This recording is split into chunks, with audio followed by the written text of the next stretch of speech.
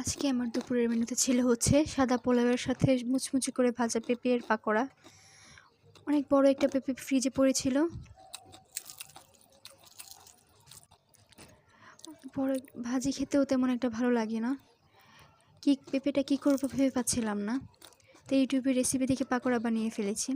খুবই মজা হয়েছিল খেতে। আপনাদের কার কার কাছে পেঁপের পাকোড়া ভালো লাগে অবশ্যই জানাবেন কিন্তু কমেন্ট করে।